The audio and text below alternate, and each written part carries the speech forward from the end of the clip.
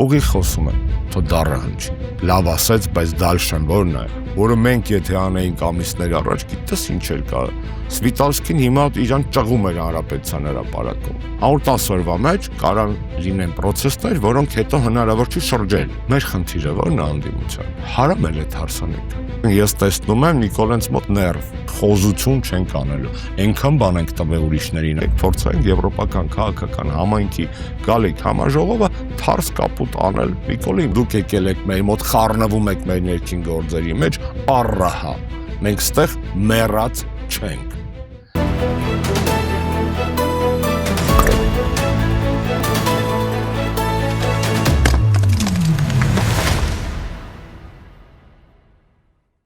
Բարև ձեզ, դուք դիտում եք հարցեր կան հաղորդումը, այսօր հարցեր կան Հայաստանի Հանրապետական Կուսակցության փոխնախագահ Արմեն Աշոտյանին, բարև ձեզ։ Բարև ձեզ։ Շնորհակալ եմ, որ այստեղ եք։ Ուխադարձ։ Պարոն Աշոտյան, այսօր Բաքվում հրապարակվեց Ռուբեն Վարդանյանի այսպես կոչված դատավճիռը 20 տարի։ Մինչ այս ընթացքում հրապարակվել էին Արցախի ռազմաքաղաքական ղեկավարության մյուս ներկայացուցիչների այսպես կոչված դատավճիռը, ոմանց դեպքում ցմահ ազատազրկում, այս օրերին Հայաստանում քրեական բարույթ հարուցվեց ամենայն հայոց կաթողիկոսի նկատմամբ, այս եւ այլ աննախադեպ ողբերգական ամոթալի իրողությունները այդուհանդերձ Հայաստանի քաղաքական համակարգի, քաղաքական կյանքի ռիթմի վրա այդպես էլ չեն ազդում։ Ինչու՞, որովհետեւ Հայաստանում քաղաքական կյանքը մեռել է, որովհետեւ վերջերս մի հետաքրքիր գնահատական տվեցիք, ասում եք Նիկոլ Փաշինյանի Հայաստանը սահմանադրության մեջ պիտի գրվի հաճախորդ պետություն, որովհետև քաղաքական համակարգը դարձել է հաճախորդ համակարգ։ Ես գիտեմ, որ ձեզ մոտ գալուց մենք միշտ ամենադժվար եւ ամենաբաց զրույցը պետք է ունենանք, եկեք այսօր բացառություն չանենք։ Ես չգիտեմ, կարող եք հայկական այբուբենի բոլոր տառատեսակներով, տառերով թվարկեք վարիանտները, դրանից իրականությունը չի փոխվում, անա, բնա, գենա, թե միջև օֆեկը հասնեք, ենք շատ համապարփակ ճգնաժամի մեջ ենք։ Ձեր նկարագրած կամերը կարող են դիտվել այդ ճգնաժամի առանձին բաղադրիչներ, այսինքն այնպես չի, որ անա կամ բենա կամ գենա կամ ուրիշ, ամեն ինչն ավատ։ Դուք մատնանշեցիք այն ինչ որ կատարվում է Հայաստանում եւ Երևանում, ու կատարվում է շատ սինխրոն։ Եվ ուզում եմ սա անպայման շեշտել, որ այն ինչ որ Նիկոլը անում է Երևանում, եկեղեցու դեմ, քաղաքական մրցակիցների դեմ, եւ ինչ որ Ալիևը անում է Ադրբեջանում մեր հայրենակիցների դեմ, դա նույն պարտիտուրան է։ Պարզապես այդ նույն սիմֆոնիայի մեջ, կոպիտ ասած, կանտրաբասը Նիկոլն է, առաջի ջութակը Ալիևն է, մեկ-մեկ կողքից մտնում են ֆլեյտաները Եվրոմիության, մեկ-մեկ գալիս է սաքսոֆոնով ամերիկացին է նվագում գնում, բայց այդ ամբողջը միասնական օպերայից է, միասնական սիմֆոնիա է գրված, որտեղ ամեն մի դերակատար անում է իր ֆունկցիան, իր գործիքը։ Նիկոլը վեհափառի դեմ հարուցելով, ճիշտ ենք խոսում, Նիկոլն է հարուցել այդ գործը, մնացած սաղ լոլոները դատախազություն է, դատարանը բան է, սաղ բանա, ֆիգնյա է կներեք բառիս համար։ Նիկոլը հարուցել է գործ վեհափառի դեմ, Ալիևը դատում է մերոնց Բաքվում։ Ալիևը դատում է մերոնց Բաքվում, համեմատելով Արցախի ռազմաքաղաքական ղեկավարությանը նացիստական Գերմանիայի ղեկավարության հետ եւ ֆաշիստների հետ եւ գնում ասնում է Մյունխենի միջազգային կոնֆերանս ասելու համար, որ հայերի ազգային ազատագրական պայքարը ինչպիսին է Արցախյան շարժումը, դա ֆաշիստական շարժում է։ Նման լկտիություն մի մարդու կողմից, ով որ այլատիացության, արմենոֆոբիայի մարմնավորումն է, ում բառապաշարը եւ առաջ եւ հիմա եւ վաղը լինելու է նույնը, ում գործողությունները խրախուսում են մարդասպանություններ եւ այլն, դա պետություն չունենալու հետևանք է։ Ալիևը կարա խոսի ինչ ուզում է, տնենք իրեն մի կողմ։ Միշտ դա այդպես եղել է, բայց մշտապես Ալիևին պատասխանվել է։ Ես երեք դրեցի պարզապես 8 տարի առաջ, այս օրը, նախորդ օրը, Ստրասբուրգում նախագահ Սերժ Սարգսյանը հյուրընկալվում էր ԵԽԽՎ-ում, ելույթ էր ունենում եւ պատասխանում էր հարցերին։ Ես դրեցի մի կտոր, որտեղ Սերժ Սարգսյանը պատասխանում է ադրբեջանական պատվիրակության ղեկավարի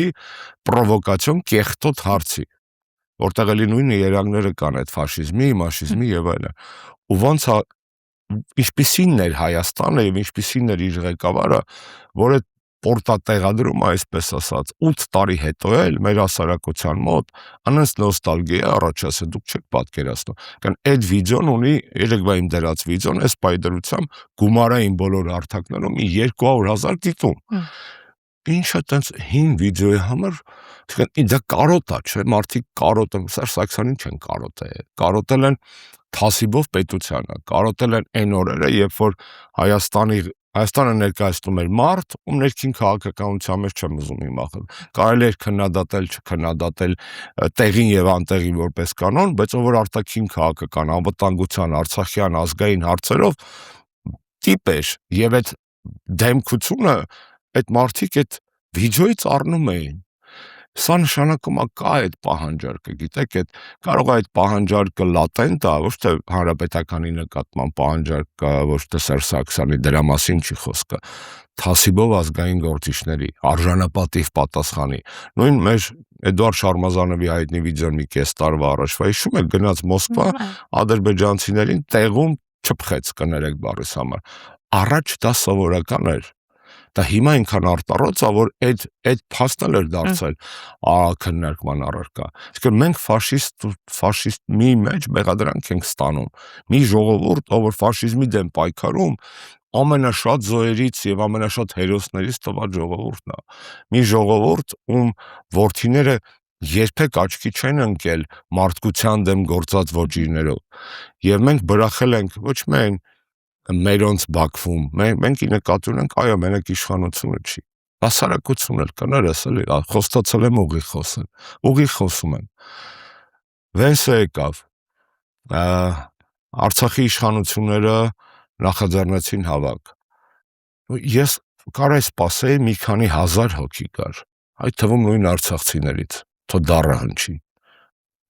Բայց եկավ մի քանի 100 հոգի, ընդամենը։ Ազգային ժողովի մոտ Եվրոօմբուդսմենի այցի հետ կապված պիկետ էին տանում, կարարգար մի քանի 1000 հոգի, եկավ մի քանի 100 հոգի նորից, չեմ ասում ով ոնց խի եւ այլն, այս տեղից չշարժվելու, ես չեմ ասում, որ մենք մոռացել ենք իրենց որպես հասարակություն, բայց մի մասը ունի վախ, դա ակնհայտ է, Նիկոլի մոտ ստացվել է մի մասին վախեցնել։ Այդ կալանավորումներով, 50-ից ավել քաղբանտարկյաններով, ԱԱՑ-ով, ՊԵԿ-ով, դպրոցի տնօրենով կապ չունի, այդ վախը կա մարդկանց մեջ, հատկապես եւ իդեպ ոչ միայն պետական համակարգի էլ, մասնավորում էլ կա, մարդիկ վախենում են, փուչուր մի հատ բիզնես ունեն, վախենում են, որտեղ ամեն անգամ ասում են ձեզանից հետո կամ իմ գալուց հետո ձեր միտինգներին, հարկայինը մինիմում գալիս է, էլ չասեն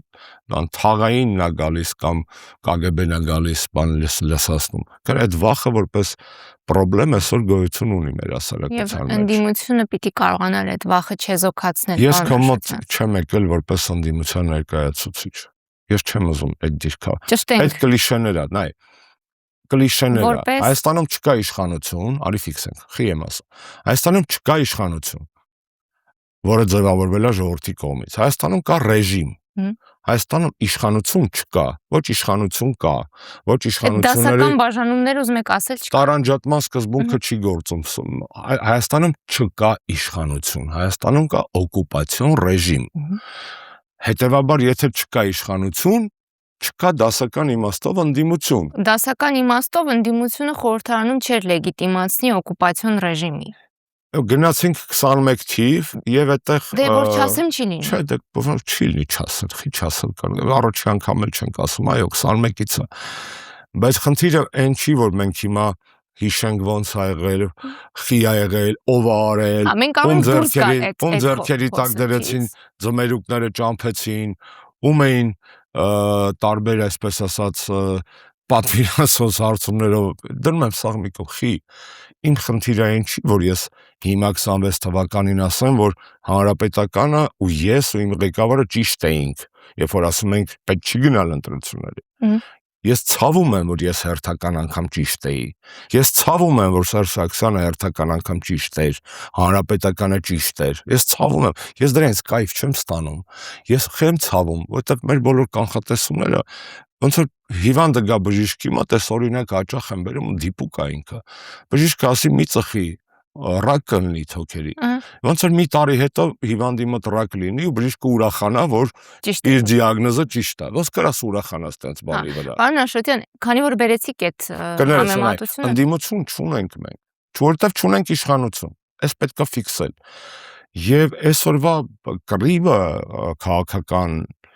քաղաքական ընդհանրապես հարթությունն է, որտեղ այս կռիվը տեղի է ունենում։ Էլի բժշկական անալոգիա բերեմ, բազմաթիվ հիվանդությունների ժամանակ մաշկի վրա դուրս է տալիս։ Դա չի նշանակում, որ մաշկն է խնդրեմը։ Օրինակ, վիրուս է լինում, ալերգիա է լինում, թույն է լինում, մաշկի վրա ցան է առաջանում։ Դու կարող ես բուժել ցանը, բայց դու չես բուժում հիվանդությունը, դու կարող ես պրինցիպկա անել այդ ցանի վրա չորացնես, բայց մինչև օրգանիզմի մեջից այդ թույնը չանես, այդ վիրուսը չանես, մաշկը չի լավանա։ Նույնը այսօր Հայաստանի քաղաքական համակարգն է։ Հայաստանի քաղաքական համակարգը ընդհանրապես այն մաշկն է, որի վրա դուրս են տալի խնդիրները, բայց խնդրեմը խորքում է, խնդրեմը մեր ինքնության դեմ տարվող այս պայդրությամբ, այո, Նիկոլի կողմից դեռևս հաջողված պատերազմի մեջ է,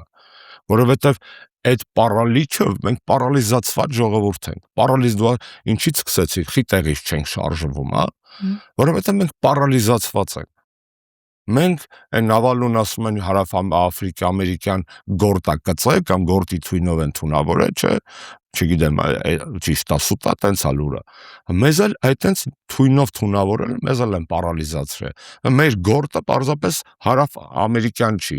նիկոլականն է, Նիկոլն է այդ գորտը։ Պարոն Աշոտյան, սովորաբար նման վիճակից դուրս գալու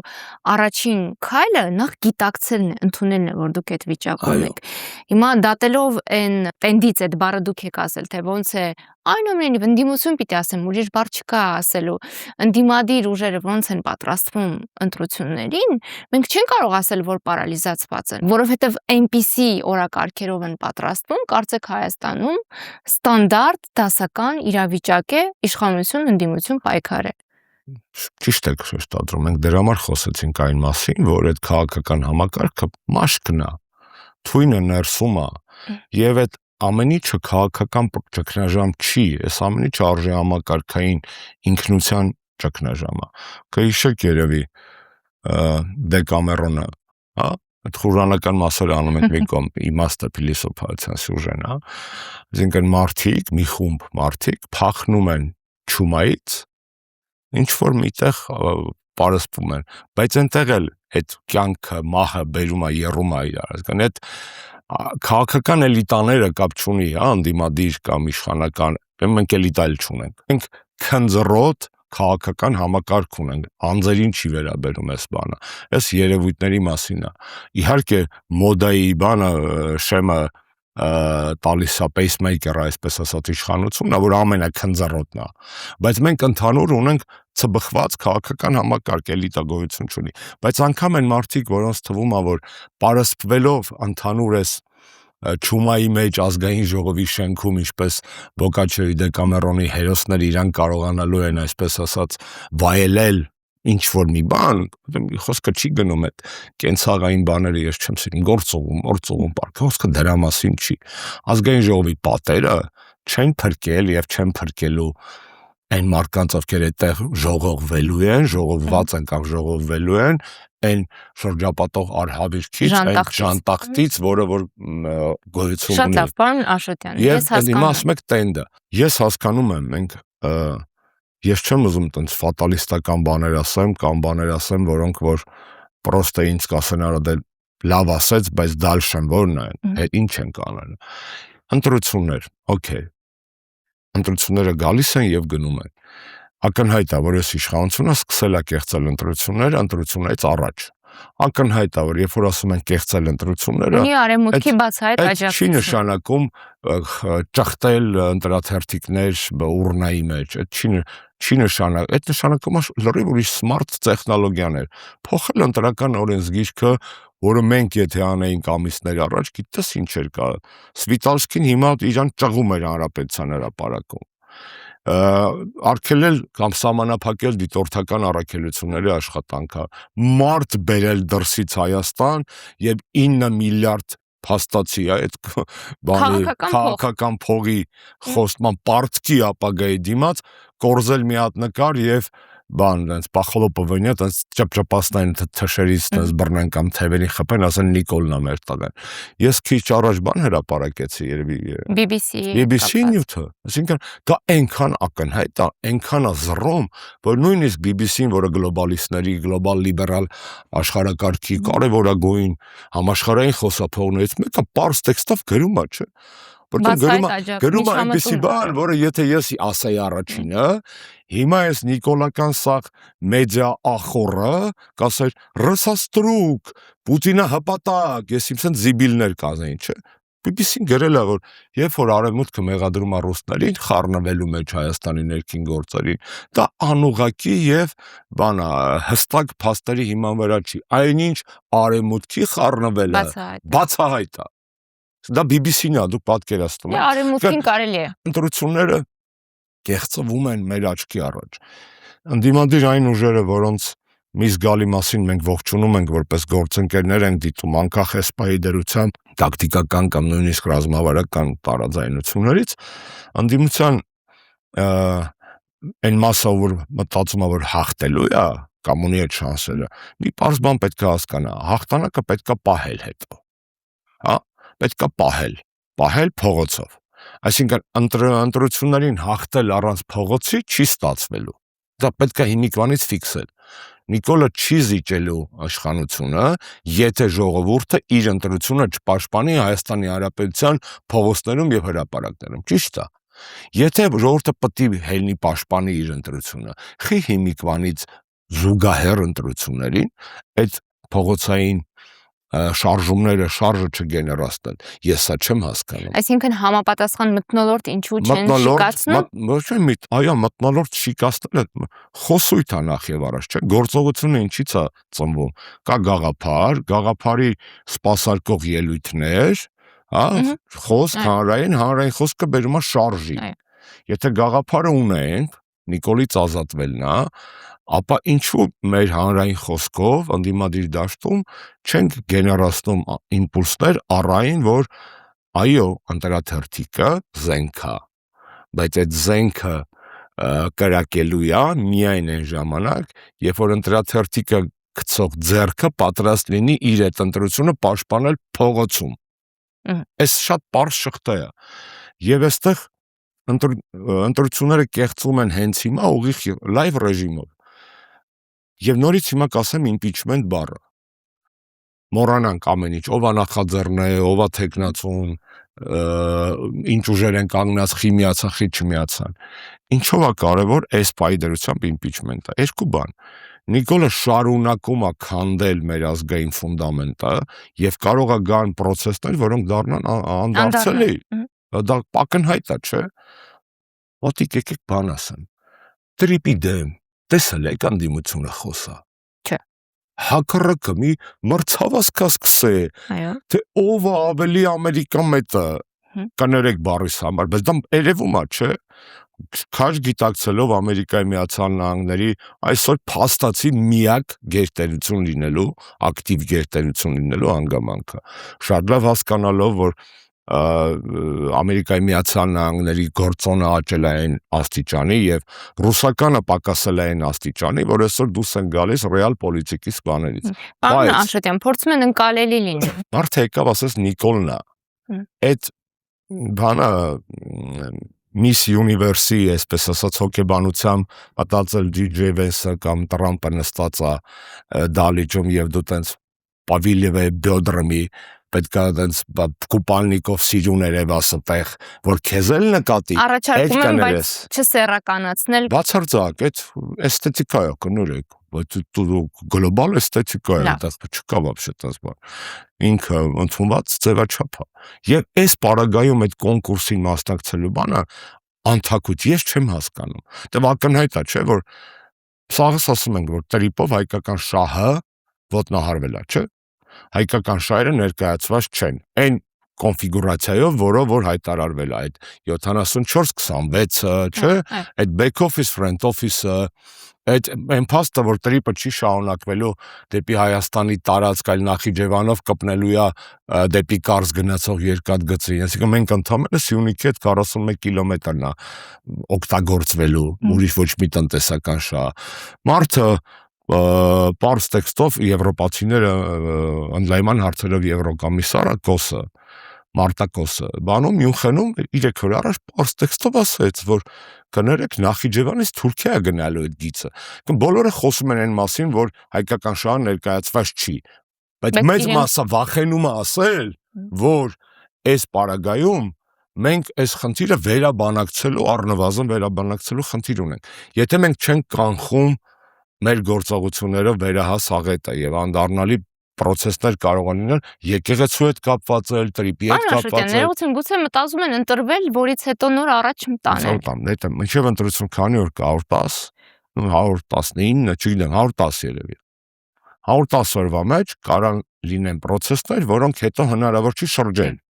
Դա ակնհայտ է։ Ես ընդհանրապես անկեղծ ասեմ, բեսը որ գնաց շունչ քաշեցի։ Խի Որովհետև մտածում եմ, որ Վենսի այցի շրջանակներում կստորագրվի իրավական պարտադիր ուժ ունեցող փաստաթուղթ հայ-ամերիկյան, որով լիքը բաներ կդառնան էլ ավելի, եթե ոչ անշրջելի, ապա էլ ավելի մեխած։ Եվ ես շունչ քաշեցի, որ այդպիսի փաստաթուղթ այս անգամ չի ստորագրվել, որովհետև դա էլ ավելի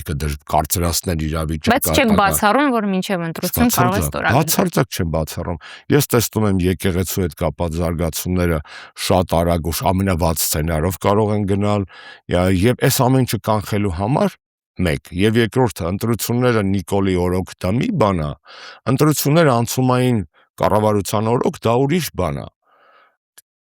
Կեղծվածության տեսակետից եւ այլն։ Երկու բան եմ ասում, Ժողովուրդ ջան, իրավիճակը վատանալու է, եկեք ընտրությունների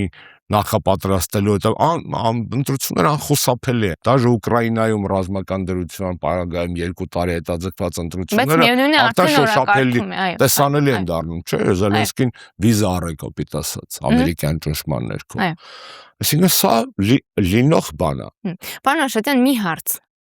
ակնկալում եմ դարձյալ անկեղծ պատասխան։ Եթե սոցհարցումները, ընդ որում ձեր պատվիրած, ցույց տային ձեր ուժի հետ կապված այլ պատկեր, դուք նույն տենդով եւ ոգևորությամբ չեք պատրաստվի ընտրություններին, ինչպես որ այն ուժերն են պատրաստվում, որոնք ըստ հրապարակված սոցհարցումների հաղթահարում են անցողիկ շեմը։ Տեսեք, ես չեմ մեղադրում իմ խոսքում այն մարդկանց, ովքեր պատրաստվում են ընտրությունների։ Իմ մտահոգությունը նրա մասին է, որ միայն ընտրություններին պատրաստվելով ընտրությունները չեք հաղթելու։ Իմ մտահոգությունը։ Իսկ ձեր մտահոգություն լինելուց բացի էլ ինչ է։ Խոսքա, որը որ վստահ եմ, որ լիքը մարդկանց հասնում է։ Ներքին պայմանավորվածությունների գալ հնարավոր չէ։ Ես չեմ կարծում, որ հիմա կա որոշակի մուլտիֆունկցիոնալ ձևաչափ ընդդիմադիր դաշտում, որը հնարավոր է շտաբային տրամաբանության մեջ դիտարկել ու կարող է ընտրությունները մոտենան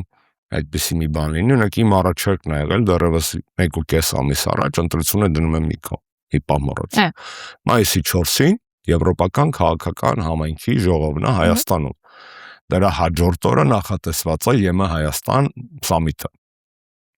Երկու մեծ իրադարձություն, որոնք բերվել են Հայաստան ընտրություններից առաջ Նիկոլին սատարելու համար, բաց արդեն, Նիկոլը հարսանիք է կազմակերպում,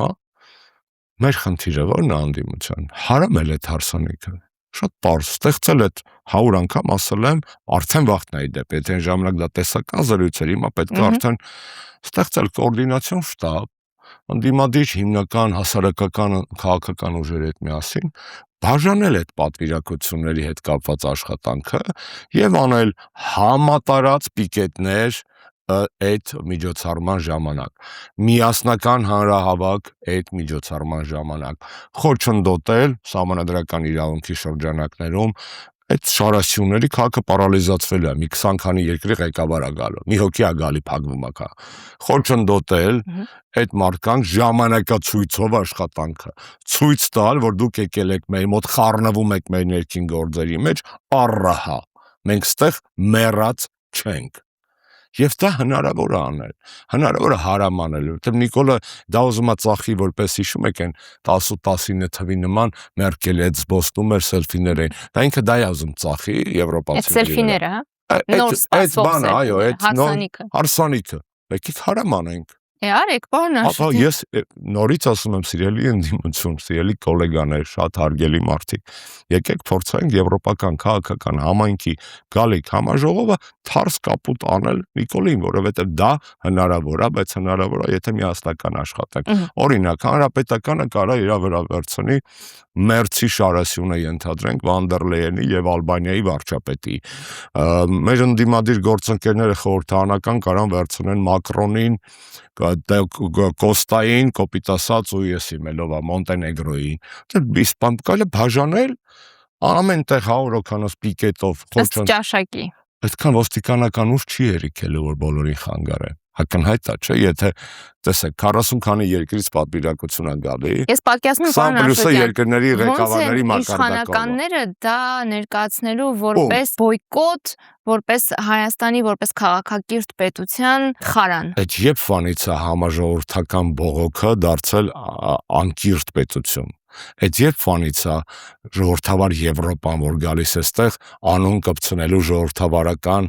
ազատությունների օգտագործմանը եւ իրավունքներին։ Այդ ինչ է, այտենց են խոսելու։ Այդ է դրանց լեվելը մակարդակ։ Ոնց։ Մենք ցույց ենք տալու թե մեր Նիկոլի շնորհիվ ինչ ժողովրդավար է Հայաստանը, որ դրանց սաղի գալու վաղ մենք բոլորի խանգարելու ենք։ Մեր Նիկոլի շնորհիվ։ Այսինքն այս հնարավոր է, դա շատ կոնկրետ ակցիա եմ դες ասում։ Դուք ակցիայի մասին եք խոսում, որը մեծ հաշվով դա երկարաժամկետ ազդեցություն է ունենալու։ Էլ չեն կարողանալու գնալ ասել Armenia is a democratic state, որովհետև ակնհայտ է, որ ոստիկանությունը խանգարելու է։ Ես վստահ եմ, որ մենք on-line ռեժիմում այդ ժամանակ ունենալու ենք կադրեր, որոնցից եվրոպացին չի կարա քիթը սենց անի, չի կարա։ Ես իրանց լավ գիտեմ, էլի։ Իրանք շատ հրաշալի ձևակերպում ա տվել Ֆինլանդիայի գործող նախագահը, իրանք ճգնաժամի մեջ են, որտեղ հասկանում են, որ աշխարհը դառնում է ուժինը եւ ուժեղինը, եւ իրանք լոլոները, բանի value based, այսպես ասած, արժեքահեն, բան լոլոները ոչ մեկի վեճը չէ։ Եվ իրանք փորձում են սինթեզել, ոնց անեն երեսափրկում անեն, face saving անեն, հա, ասում են value based realism, այսինքն արժեքահեն ռեալիզմ։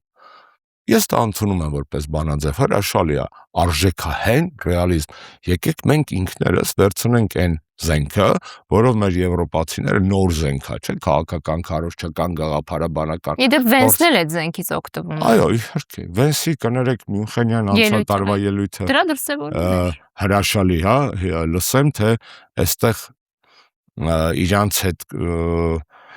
ցեղասպանության հետ կապված պատմությունը կներ, դա հիասթ։ Մենք խոսեցինք այդ Վալիև բան, ֆաշիզմ բան, բայց էս հələ չէ շատ վատ բան։ Դուք պատկերացնում եք որևէ ամերիկյան կամ եվրոպական պաշտոնյա նույն բանը աներ ցեղասպանի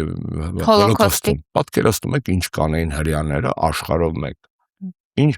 անհատներից սկսած, ուսանողներից սկսած ինչ կանեին։ Մենք էլ տենց մարսեցինք դա Twitter-էր, հա։ Տենց։ Պարոն Աշոտյան, Վենսի հետ կապված այցից անմիջապես հետո քաղաքական հրահանգով գործ հարուցվեց կաթողիկոսի դեմ։ Վենսի այցից հետո կարող ենք տեսնել պատճառահետևանքային կապը։ Հիմա ես կարդում էի Հանրապետական կուսակցության հայտարարությունը կաթողիկոսի դեմ հարուցված գործից հետո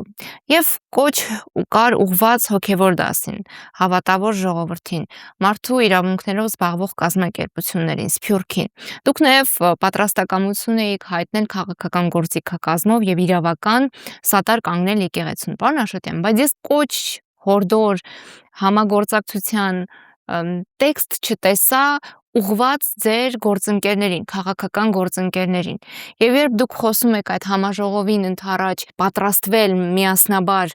քայլեր ձեռնարկելու մասին, մինչև դա մի շատ լավ հարթակ կար, լավը նաև ճակերտներ, որտեղ դա ցավալի է։ Հարթակ կար այդ փորձը անելու, զորքերի սինխրոն ներդաշնակեցված պայքար մղելու համար։ Դա եկեղեցուն սատար կանգնելու հարթակն է։ Բացառում եք, որ այդպիսի հնարավորություն կլինի, դրա համար չեք էլ կոչ անում։ Ես շնորհակալ եմ, որ տենց ուշադիր եւ մանրակրկիտ նայել եք մեր հայտարարությունը, որը այս պայդրությամբ առաջինն էր քաղաքական ուժերից, այս պայդրությամբ ցավում եմ, բայց ընդամենը 2-3 ուժի բան եմ տեսել իլերուման, այսինքն քաղաքական կուսակցությունները նույնիսկ այդ statement-ների մակարդակով հայտարարությունների մակարդակով հավուր պատշաճի կարծում եմ չեն արձագանքել շատ։ Արարողակարգային, այո։ Ես կարծում եմ, այո, դա պետքա ֆիքսել, հայտարարությունները պետքա քաղաքական գնահատականներ են։ Չէ, այն ինչ որ դուք ասում եք, այն ինչ որ դուք կարդացել եք եւ դուք ասում եք քիչ չկային, մյուսը դրանք տարբեր բաներ են։ Մեկը ձեր ասած աշխատանքային գործիք է, աշխատանքային մեխանիզմ է։ Դա մենք ամենօրյա ռեժիմով կարող ենք խոսել մեր ընդդիմադիր ու որոշ, եթե չասեմ շատ գործընկերների հետ, թե ինչպես կարող ենք միասին եթե կարող եք խոսել, ինչու չկա այդ հարցը։ Ասեմ ձեզ, որոշ հարցերում այդ կոորդինացիան կա։ Այդ հարթակը ինստիտուցիոնալ չի։ Եթե ընդդիմությունը գնում է ընտրությունների, կապ չունի քանի շարասյունով, քանի բլոկերով։ Հələ իմ ասած այդ եվրոպական հարսանիքը հարամանելու բանը դնենք մի կողմ, պարտավոր են ունենալու կոորդինացիոն շտաբ։ Իշխանի նախաձեռնությունը այդ տեսակետից փորձեր միտեղ հավաքել օրակարգը, դա ոչ մի կետ առանձին վերցրած ոչ մեկի համար նորություն չի, որ մենք եւ քաղբանտարկյալների ազատության համար ենք պայքարել հենց ամենասկզբից, ունենալով մեր կուսակցությունից քաղբանտարկյալներ շատ վաղուց, եւ եկեղեցու համար ենք պայքարել եւ փորձում ենք ընդդիմությանը հետ խոսել, որ իրար չխփենք, որտեղ դա վատ բան է, եթե ընդդիմությանը հաջողվի իրար չխփել, մենք կազատենք առնվազն ռեսուրսի 30%, որը կարելի է ուղղել ընդհանուր հակառակորդի դեմ, Նիկոլի դեմ։ Եվ դա ակնհայտ ճշմարտություն է։ Դուք դեռ չեք պատրաստվում մասնակցել ընտրության, այսինքն չունեք այդ որոշումը։ Մենք չունենք որոշումը, մենք էփում ենք տեսակետներ, չթաքցնեմ պահելով իհարկե կուսակցական կարգապահությունը եւ չչարաշալեմ եմ փաստը, որ ես եմ ձեր հյուրը, այլ ոչ թե որևէ այլ կուսակից ընկեր, որ այլ կարծիք ունի, քան ես ես գալիք ընտրությունների հետ կապված, ասեմ, որ մենք ունենք շատ տարբեր կարծիքներ հիմա գործադիր մարմնում, 3 էլ աշխատանքային քննարկում ունենք գմա ձևաչափով, բնականաբար անդրադառնում ենք ընտրություններին, եւ ընտրությունները նորից կրկնեմ։ Դուք այնտեղ մի հատ այնց բան հարց տվեցիք նախորդ։ Որը դուք շրջանցեցիք։ Չէ, ես հիշում եմ, ուղղակի հիմա երևի ավելի սոցհարցումների մասին։ Ինձ չի բավարարի սոցհարցում, որտեղ Նիկոլը կրում է։ Դեռ կապ չունի, որ երկրորդը ես եմ, կամ երրորդն եմ ես։ Կներեք, որ ես եմ ասում, խոսքը այդպես սխեմատիկ եմ ասում։ Ինձ դա չի բավարարի։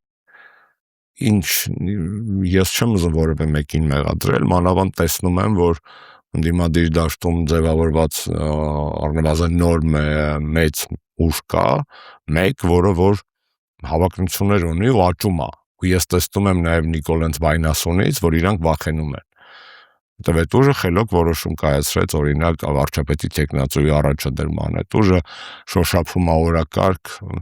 որը որ որևէ այլ անդիմադիր ուժ չի շոշափում սոցիալ-տնտեսական բլոկը եւ այլն։ Այսինքն ես տեսնում եմ Նիկոլենց մոտ ներվ։ Ես դա տեսնում եմ։ Դա լավ է, այսինքն նշանակում է իրենք ունեն անհանգստություն, բայց ներվային մարդը, մանավանդ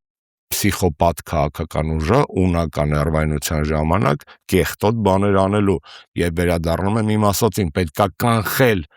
այն պահը, որ այս ներվային հիստերիկ նոպայի մեջ սա ավելի անթակույց եւ բիրտ ձևով սկսի կեղծել, շարունակի կեղծել ընտրությունները։ Իր ներվը համ ուրախացնում է ինձ, զգում եմ, որ մի բան են չի մտա, համ էլ մտահոգում է, որովհետև ունենալով այս բռնատիրական հակումները, այս անամնեզը բռնատիրական, անամնեզը այսօր էլ է հիվանդության պատմությունը։ Կամ ինչ ենք ուրախանում ենք, որ սրբազաններին թողեցին տնային կալանքի, ես որպես մի տարի գրեթե տնային կալանքում գտնված մարդ, ասեմ, որ մեծ հարց է դա, мне дали 15 суток, или нам дали 15 суток։ Դա այդպես չի, ինչի վրա ենք ուրախանում, որ այսքան չեն ճնշում, այսքան են ճնշում։ Դա ես ուրախ եմ իրանց տնեցիների համար, հարազատների համար, շատ ուրախ եմ, ինչպես մերոնց համար էին ուրախ, բայց դա ազատություն չի։ Այսինքն մենք հասել ենք բռնատիրության այն մակարդակի, որ երբ որ բռնապետը մի քիչ գայքեքը թուլացնում է, ասում ենք, վայ, ինչ լավ է, լուրջ։ Մենք պետք է շնորհակալ լինենք, որ մեզ տնային կալանք են տալիս, այն դեպքում, որ մեզ ընդհանրապես կալանավորելու իրավունք չունեն, ու մեզ ասելով նախ եւ առաջ այսօրվա քաղբանտարկյալներին։ Այսինքն Սամսոնյանն արեք, տեսեք, հացադուլի մեջ էր կար հանրային ավելի բարձր ուշադրություն։ Հացադուլից առողջական վիճակը վատացավ, տարան հիվանդանոց, բուժվում է եւ այլն, իջավ։ Խի ժողովուրդ ջան։ Կան մարդիկ, որոնց մասին գրեթե չի հիշվում։ Վահագն Չախալյան, իմ ուսանողական երիտասարդ տարիներից ես այդ մարդուն ճանաչում եմ մի պահ անգամ ընկեր ենք հետ։ Ու իմ համար շատ աբիդնի է, որ նույն Վահագի օրինակն եմ բերում, որ մնացածին էլ այդ օրինակով ցույց տամ։ Մենք դուք սկսեցիք հարցացավոտ Արցախյան ղեկավարության հետ կապված, հա։ Ես իրականում ուզում եմ իմ թոփ երազանքը, բնականաբար Նիկոլի գնալուց հետո, որ Ղարաբաղի մեր ընկերները Արցախի ռազմաքաղաքական ղեկավարությունը ռազմագեն վերադառնան Հայաստանի Հանրապետություն, Հանրապետության հրապարակում ժողովուրդ հավաքվի ու բոլորս իրանցից ներողություն խնդրենք։ Ես հիմա խոսում եմ, իմ մոտ այդ ներվը զարթում է։ Մենք ներողություն չենք խնդրել իրարից այս ամեն ինչի համար։ Իսկ եթե դու չես մաքրվել, դու չես կարող առաջ գնալ։ Ես քիչ առաջ բան էի գրել երեք։ Եթե մենք ազնիվ չենք նայում մեր անցյալին, մենք չենք կարող ապագա ունենալ։ Իսկ այդ անցյալի մեջ անգամ հեռավոր կա համաժողովրդական ներողություն խնդրելու խնդիր, գիտակցված զղջում, եռաբլուրի առջև, արցախցիների առջև տեղահանված, եկեղեցու առջև, մեր ռազմաքաղաքական ղեկավարության էլիտայի առջև, իրանք էլիտա են։ Մենք այդ ներողության խնդիրը ունենք, ազգովի ունենք։ Դրա համար, քանի այս արժեհամակարգային ճգնաժամը չի ավարտվել, ես քաղաքական լուծումներին, առանձին վերցրած քաղաքական լուծումներին չեմ հավատում։ Ես չեմ հավատում, որ կարելի է հիվանդությունը բուժել, պրոստը մաշկի ցանի վրա պրինցիպ կա անելով։ Որտեղ դա չի խնդրեմը։ Խնդրեմը մեր մեջն է։ Այդ մեջից ո՞նց անենք, որ այդ մեր մեջի հրեշին տենց Նիկոլի կողմից դրված, ամեն մեկիս մեջ մի հատ պուճուր հրեշի կա դրված։ Մեկի մոտ բանը չի աշխատում, մյուսի մոտ աշխատում է, բայց մեր մեջից պետք է ճզմենք այդ զիբիլը, այդ թույնը։ Մենք այլ ճանապարհ չունենք, նորից եմ կրկնում, ընտրությունները ընդհանրապես քաղաքական գործիք են, նրանք առանձին վերցրած ճգնաժամ հանգուցալուծել չեն կարող։ Եթե կարողանային, կներես, 21 թվականից հետո դնենք մի կողմ Նիկոլը ոնց է գրել եւ այլն։ 21 թվականից հետո այս վիճակը մերս վիճակը շտկված կլիներ։ Եթե ընտրությունները հանգուցալուծում են ճգնաժամ, բախի 21-ից հետո մենք շարունակում ենք խորը եւ համապարփակ ճգնաժամի մեջ լինել։ Դուք ասում եք, որ անկախ ամեն ինչից Հանրապետական կուսակցությունը ունի post-Նիկոլ ծրագիր, որը գրեթե արդեն մշակել եք։ Հիմա իմ հարցը մի փոքր գուցե գլուխկոտրուկի նմանվի, բայց ես պիտի տամ։ Երբ եք ակտուալ դարձնելու ձեր post-Նիկոլ ծրագիրը, Նիկոլի գնալուց հետո, թե պետք է նախ ակտուալիզացնել post-Նիկոլ ծրագիրը, որ Նիկոլ Փաշինյանը գնա։ Երկրորդը, եւ ես դրա համար սկսեցի այդ մասին խոսել ավելի շուտ, քան մենք դա նախատեսում էինք, հենց ակտուալիզացիա համար, ոչ թե գլուխ գովալը, որ հանրապետականը այն եզակի ուժերից է, որ ունի այդ ծրագիրը, որ ունակ է այդ ծրագիրը ստեղծել, նրա համար, որ շեշտեմ, որ կարևոր է դա, կա մարդկանց մեջ, ես ընդունում եմ այդ վերլուծությունը, որ կան մարդիկ, որոնք ուզում են լավ, Նիկոլը չի, դուք եք ինչ եք անելու, այդ հարցի պատասխանը ինչ եք անելու, եւ մենք տալիս ենք մեր առաջարկությունը։ Եթե մասնակցենք ընտրությունների, բնականաբար այդ ծրագիրը կարող է դառնալ նախընտրական ծրագրի հիմնական մասը։ Եթե անկարծ չմասնակցենք ընտրությունների, ապա չենք թաքցնելու այդ ծրագիրը, որպես չենք ասելու, գիտեք, սրա ինտելեկտուալ copyright-ը ՀԿ-ինը չենք տալիս, խոզություն չենք անելու։ Այնքան բան ենք տվել ուրիշներին ակամայից։ Մեր ելույթները նայում են, մարդիկ կան, բառերը փոխում են, գնում են որպես սեփական վերլուծություն, այդ թվում ձեր տաղավարում սկսում են բաներ ան։ Պլագիատը դարձել ինչ ուզում եք գողացեք իմերից, ավելի մեծ բան քան Նիկոլը գողացել է ինձանից իմ հայրենիքն ու իմ արժանապատվությունը, դուք չեք կարող գողանալ, գողացեք։ Մենք այդ ծրագրի հետ կապած արի մի բան էլ ուղիղ խոսենք, էլի։ Ես վստահ եմ, որ այն հասարակական հատվածները, որոնք պահանջում են ծրագիր, դրանց կեսից ավելին չի կարդալու այդ ծրագիրը։ Չի կարդալու։ Ես գիտեմ, որովհետև կան մարդիկ, որոնք պրոստը կեղտ բռնելով են զբաղված ընդդիմության վրա։ Բացի ազնիվ մտահոգվածներից, որոնք իրոք կարող են վերցնեն, տես կնիժնի չերվ, նստեն, կարդան, ջնջեն, վիճեն, քննադատեն, հավանեն։ Լիքը մարդ կա, որը պրոստը նոր ատմասկա է ման գալու, թե խի ինքը դրսում չի, խի ինքը այսքան ընդդիմադիր բազմաժանր պալիտրայի մեջ իր սրտի ընդդիմադիրին չի գտել։ Բացառում, պարոն Աշոտյան, կարծում եմ ոչ մի երկրում մարդիկ չեն կարդում տեքստեր երկար եւ էջեր մի քանի, բայց շատ կարեւոր է, որ ընդդիմությունը կարողանա դա փաթեթավորել շատ հասկանալի, ընկալելի եւ գրավիչ ձևով։ Այդտեղ եվրոպական մի հատ փորձ կա, որ շատերը մոռացել են, հիշեցնեմ, ուրեմն, երբ որ Եվրոպական միությունը սահմանադրություն էր մշակում, Ֆրանսիայում այդ համերական հանրաքվեն տապալվեց, բայց այդ տապալը Շիրակի օրոք էր ոնց էր, բայց այդտեղ պատմություն կա։ Շիրակին ասում են մարդիկ պետք է կարդան այդ սահմանադրությունը, որ կողմ քվեարկեն։ Շիրակի ադմինիստրացիան որոշումը շատ լավ, տպում է ես իմ 67 միլիոն օրինակ ու ամեն մեկին փոստային ծրարով, ես տեսել եմ այդ կադրերը։ Ամբողջ Ֆրանսիայով փոստը տանում է Շիրակի կողմից, նախագահ Շիրակն էլ ոնց որ դες ուղարկում է սահմանություն։ Հանցուն տապալվում է։ Բնականաբար հանրաքվեն տապալվում է, ֆրանսիացիք ասում են ոչ, Եվրամիություն սահմանություն չի ունենում։ Հետո անում են սոցհարցում, թե քանի հոգի է կարդացել այդ ստացած personal copy, չէ՞, բանը։ Հարցնում է 78%-ը չի էլ բացել այդ ծրարը։ Իսկան այստեղ բան կա, էլի, տենց երկդիմիություն կա որոշակի, էլի, ցինիկություն կա, բան կա, տանկ է ծրագիրը, այդ էլ տանկ։ Եվ վերջում ամփոփենք մի անալոգիայով, եթե թույլ կտաք, ասում եք լավ բժիշկը այն բժիշկն է, որը միշտ ճիշտ ախտորոշում է տալիս, հա։ Եվ ասում եք 2018-ից հետո ամենալավ բժիշկը դուք եք եղել հանրապետականը, բայց ձեր բառն է կլիենտուրայի պակաս կա, որովհետև մարդիկ դառը ճշմարտությունը չեն ուզում լսել։ Պարոն Աշոտյան, գուցե ես սխալ եմ, իմ գիտելիքները բժշկության ոլորտում լավը չեն, բայց կյանքի բերումով որոշակի տպավորություն ունեմ, որ այդուհանդերձ լավ բժիշկները, որոնք լավն են փորձի բերումով, ախտորոշումների բերումով, լավ արդյունքներով, երբեք ձեր ասած կլիենտուրայի պակաս չեն ունենում։ Լավ արսեր, ոնց սկսել ենք, տենց ավարտում ենք, ես չեմ ասել, որ լավ բժիշկ է նա, որ լավ ախտորոշում է։ Վերջում ճիշտ է դուրս գալիս։ Լավ բժիշկ է նա իրականում, ով որ բուժում է,